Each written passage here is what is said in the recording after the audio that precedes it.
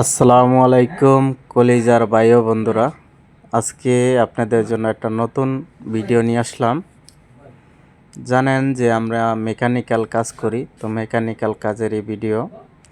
একটা মেশিনের bearing, roller bearing. Roller bearing বলতে এটা রোলারের ভিতরে দুই সাইডে দুইটা বেরিং, এগুলা রিপেয়ারিং করতেছি।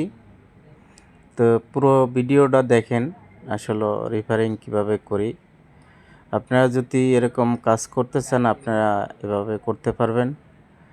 মেশিন এটা চলতে চলতে বেরিংয়ের সাইডের আউট কাভারগুলো মানে খাইয়া গেছে, তো ওইটারে কাইটা আবার নতুনভাবে ওয়ালিং করে ফিটিং করা হচ্ছে।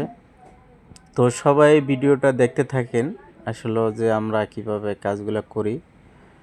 কাজগুলো করতে একদম নিখুঁতভাবে করতে হবে, কেননা যেহেতু মেশিনের কাজ এগুলো একদম নিখুঁতভাবে করতে হয়।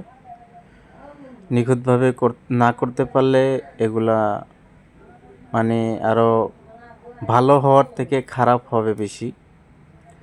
তো সেজন্য মানে একদম নিখুঁতভাবে কাজগুলো করতে হয়। তো আমরা কিভাবে করতেছি দেখেন। এখন বেরিং লাগাইতেছি, লাগাই আবার এটা চারপাশে ওয়ালিং করে আমরা গ্যানিং করে ফিনিশিং করে দিব। মানে ফিনিশিংটা একদম ভালো হইতে হবে, কেননা যেহেতু এটা তুলা সুতা যায় আর কি, এগুলা দিয়া সুতার এইগুলা যায়। তো এগুলো একদম নিখুঁতভাবে না হইলে এগুলা কোনো স্পট যদি থাকে তাহলে আপনার এটা সুতা বেজে যাবে। তো সেজন্য মানে সবসময় যদি এরকম আপনারা কাজ করেন বা করার থাকে তাহলে এগুলা একদম নিখুঁতভাবে করার চেষ্টা করবেন সবাই। দেখেন আমরা আজকে 2টা 3টা 4টা বেরিংয়ের কাজ করতেছি। এরকম অনেকগুলো বেরিংই নষ্ট হয়ে গেছে, তো সবগুলাই আস্তে আস্তে করব। তো আজকে মানে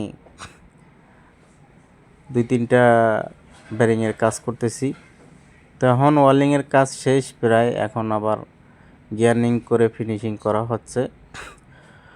তো কাজগুলো দেখতে থাকেন, আর দেখা ভালো লাগলে কমেন্টস করে জানাবেন, আর ভিডিওটা ভালো লাগলে লাইক কমেন্ট